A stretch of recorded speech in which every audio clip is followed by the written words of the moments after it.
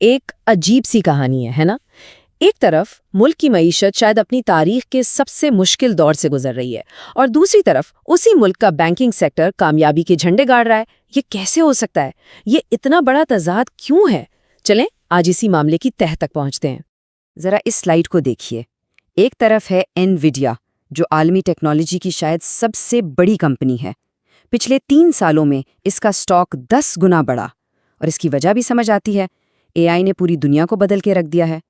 لیکن پھر دوسری طرف دیکھیں، نیشنل بینک آف پاکستان، اس کا سٹاک 3 سال سے بھی کم عرصے میں 14 گنا بڑھ گیا۔ اب سوال یہ اٹھتا ہے کہ جب ملک کی معیشت نیچے جا رہی ہے تو آخر یہ پاکستانی بینک اتنا پیسہ بنا کیسے رہے ہیں؟ کون سا جادو ہے ان کے پاس؟ اور بالکل یہی وہ بنیادی سوال ہے جس کا جواب ہم آج تلاش کرنے کی کوشش کریں گے۔ کہتے ہیں نا، فالو دا منی، یعنی پیسے کا پیچھا کرو۔ اگر پیسے کا راستہ سمجھ آ جائے تو دنیا کے بڑے بڑے راز کھل جاتے ہیں۔ تو چلیں اس نظام کو بالکل شروع سے سمجھتے ہیں، اس کے بنیادی کام سے۔ اچھا، تو کتابوں میں بینک کا کام کیا لکھا ہے؟ بہت سیدھا سادہ سا، ایک ایسا ادارہ جو ان لوگوں سے پیسے لیتا ہے جن کے پاس اضافی ہیں، اور ان لوگوں کو قرض دیتا ہے جنہیں ضرورت ہے، تاکہ معیشت کا پہیہ چلتا رہے۔ اور اس پورے عمل میں بینک اپنا ایک کمیشن کماتا ہے، جسے اسپریڈ کہتے ہیں۔ یہ قرض پر لیے جانے والے سود اور ڈپازٹس پر دیے جانے والے منافع کے بیچ کا فرق ہوتا ہے۔ سادہ سی بات ہے، اور یہ کوئی چھوٹی موٹی رقم بالکل نہیں ہے۔ ہم بات کر رہے ہیں 37 ٹریلین روپیز کی، یعنی قریباً 120 ارب ڈالرز۔ یہ پیسہ پاکستان کے لگ بھگ 9 کروڑ لوگوں نے کمرشل بینکوں میں جمع کروایا ہوا ہے۔ یہ عوام کا پیسہ ہے۔ تو پھر سب سے اہم سوال، بینک عوام کے سارے پیسے کا کرتے کیا ہے؟ آخر یہ پیسہ جاتا کہاں ہے؟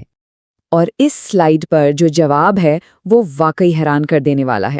سوچئے، عوام کے جمع کروائے ہوئے ہر 100 روپے میں سے صرف 35 روپے نجی شعبے کو دیے جاتے ہیں، یعنی گھر، گاڑی یا کاروبار کے لیے قرض۔ اور باقی کے 65% وہ سیدھا حکومت کو قرض کے طور پر دے دیے جاتے ہیں۔ اس کا نتیجہ کیا نکلتا ہے؟ یہی کہ ہمارا نجی شعبہ، یعنی ہمارے کاروبار، سرمایہ کی شدید کمی کا شکار ہے۔ ذرا دوسرے ملکوں سے موازنہ کر کے دیکھیں۔ فلپائن میں نجی شعبے کا قرض جی ڈی پی کا 50% ہے، بنگلہ دیش میں 35%، جبکہ پاکستان میں 10% سے بھی کم۔ اس کا سیدھا سا مطلب یہ ہے کہ ہمارے کاروباری اداروں کو بڑھنے کے لیے پیسہ ہی نہیں ملتا، اور جب کاروبار نہیں بڑھیں گے تو نئی نوکریاں کہاں سے آئیں گی؟ معیشت تو سست ہوگی ہی۔ بینک آخر ایسا کرتے کیوں ہیں؟ دیکھیں، ان کی منطق بہت سادہ ہے۔ حکومت ایک بہت بڑا اور محفوظ کلائنٹ ہے، وہ تو نوٹ چھاپ کر بھی پیسے واپس کر سکتی ہے۔ تو بینکوں کے لیے 1 لاکھ لوگوں کو گھر کے لیے قرض دینے کی محنت کرنے سے کہیں بہتر ہے کہ وہ ایک ہی کلائنٹ کو، یعنی حکومت کو، اربوں روپے دے دے۔ رسک بالکل صفر۔ اس پورے کھیل میں بینک بھی محفوظ، حکومت بھی۔ لیکن معیشت کا کیا؟ اس کا تو بیڑا غرق ہو جاتا ہے، کیونکہ معیشت حکومت سے نہیں، کاروبار سے چلتی ہے۔ لیکن ہر چیز کی قیمت ہوتی ہے، تو اس پورے نظام کی قیمت وہ کون ادا کرتا ہے؟ اب ہم اس کہانی کے انسانی پہلو پر آتے ہیں۔ دیکھا جائے تو اس نظام کا اثر 3 لوگوں پر سب سے زیادہ پڑتا ہے۔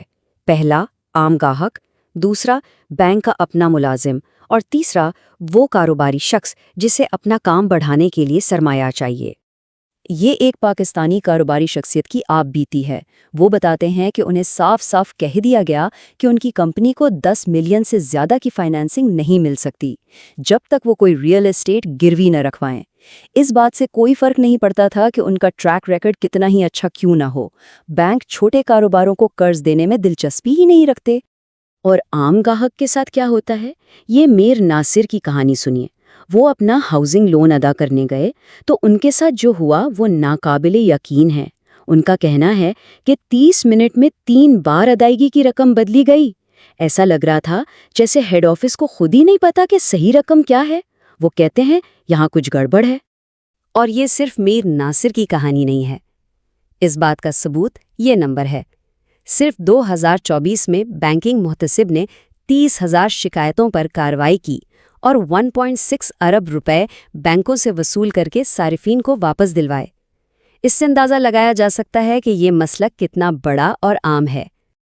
اور اس نظام کا تیسرا شکار وہ ہے بینک کا اپنا ملازم۔ ان پر ڈپازٹس کے ٹارگٹس پورے کرنے کے لیے اتنا شدید دباؤ ڈالا جاتا ہے کہ سوچا نہیں جا سکتا۔ ایک ملازم کی کہانی سنیے۔ وہ بتاتے ہیں کہ انہیں رات 9 بجے میٹنگ کے لیے بلایا گیا، جب وہ ابھی اپنے محلے پہنچے ہی تھے۔ انہیں واپس مڑنا پڑا، اور میٹنگ میں کیا ہوا؟ وہی پرانی باتیں دہرائی گئیں جو ایک ہفتہ پہلے ہو چکی تھیں، کوئی نئی بات۔ اس بے مقصد دباؤ اور طویل اوقات کار کی وجہ سے ملازمین کی ذہنی اور جسمانی صحت تباہ ہو رہی ہے۔ خیر، اس خراب نظام کے متبادل کے طور پر اکثر اسلامک بینکنگ کا نام لیا جاتا ہے، لیکن سوال یہ ہے کہ کیا یہ واقعی ایک بہتر متبادل ہے یا صرف ایک نیا نام، ایک ری برانڈ؟ پاکستان کے سب سے بڑے اسلامک بینک میزان بینک کے نمبرز ہی دیکھ لیں، صرف کچھ سالوں میں ان کا منافع 4 گنا بڑھ گیا ہے، 100 ارب روپے سے بھی زیادہ۔ یہ تو ناقابل یقین ترقی ہے، لیکن سوال وہی ہے، آخر وہ ایسا کر کیسے رہے ہیں؟ جب اس حوالے سے اسلامک بینکنگ کے ایک بہت بڑے عالم مفتی تقی عثمانی صاحب سے پوچھا گیا تو انہوں نے ایک دلچسپ مثال دی۔ انہوں نے روایتی اور اسلامک بینکنگ کے فرق کو نکاحت تشبیہ دی۔ ان کا کہنا تھا کہ یہ اس عورت کی طرح ہے جس سے رابطہ حرام ہے، لیکن صرف میں نے قبول کیا کہنے سے وہ حلال ہو جاتی ہے۔ فرق صرف قبول کرنے کا ہے۔ لیکن اس مثال پر ایک تنقیدی نقطہ نظر بھی ہے۔ نکاح صرف قبول ہے کہنے کا نام نہیں، بلکہ یہ ایک بہت سنجیدہ معاہدہ ہے جس میں حقوق اور فرائض جیسے وراثت، نان و نفقہ شامل ہوتے ہیں۔ ان فرائض کے بغیر صرف ایک اعلان کی وہ حیثیت نہیں رہتی۔ تو سوال پھر وہی کھڑا ہو جاتا ہے کہ کیا اسلامک بینکنگ واقعی نظام کو بنیادی طور پر بدل رہی ہے، یا یہ صرف نام کی تبدیلی ہے تاکہ وہی پرانا نظام چلتا رہے؟ بینکنگ نظام کی انہی خامیوں نے، چاہے وہ روایتی ہوں یا اسلامی، دنیا بھر میں ایک رد عمل پیدا کیا ہے، اور اس کی لہریں اب پاکستان تک بھی پہنچ چکی ہیں، ایک ڈیجیٹل بغاوت کی صورت میں۔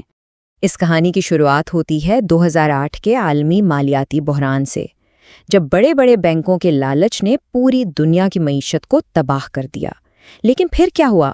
حکومتوں نے انہیں سزا دینے کے بجائے عوام کے ٹیکس کے پیسوں سے انہیں بچا لیا۔ انہیں ٹو بگ ٹو فیل کہا گیا۔ اسی مایوسی اور غصے کے ماحول میں بٹ کوائن کا وائٹ پیپر سامنے آیا، ایک ایسے نئے مالیاتی نظام کا تصور جسے چلانے کے لیے بینکوں کی ضرورت ہی نہ ہو۔ اور ان دونوں نظاموں کے فلسفے میں زمین آسمان کا فرق ہے۔ بینکنگ کا فلسفہ ہے ہم پر بھروسہ کریں، جبکہ کرپٹو کا فلسفہ بالکل اس کے الٹ ہے، بھروسہ نہ کریں، خود تصدیق کریں، یعنی ویریفائی ڈونٹ ٹرسٹ۔ یہ ایک مرکزی نظام کے بجائے ایک غیر مرکزی شفاف نظام کی بات کرتا ہے۔ اور اب اس بغاوت کا پیمانہ دیکھیں پاکستان میں۔ تقریباً 78 سال کی محنت کے بعد بینکوں کے پاس 9 کروڑ اکاؤنٹ ہولڈرز ہیں، جبکہ دوسری طرف صرف 10-12 سال میں اور تمام تر پابندیوں کے باوجود لگ بھگ 3 کروڑ پاکستانی کرپٹو اکاؤنٹس رکھتے ہیں۔ یہ صرف اعداد و شمار نہیں ہے، یہ ایک خاموش بغاوت کا اعلان ہے۔ یہ نئی نسل صرف بینکنگ پر سوال نہیں اٹھا رہی، یہ پرانے نظام کے ہر حصے پر سوال اٹھا رہی ہے۔ آخر میں بات یہ ہے کہ بینک کوئی عمارت نہیں ہوتا، بینک تو اعتماد کا دوسرا نام ہے، اور جب یہ اعتماد ٹوٹتا ہے تو پیسہ ہمیشہ اپنا نیا راستہ ڈھونڈ لیتا ہے۔ اصل سوال تو یہ ہے کہ وہ اگلا راستہ کون سا ہوگا؟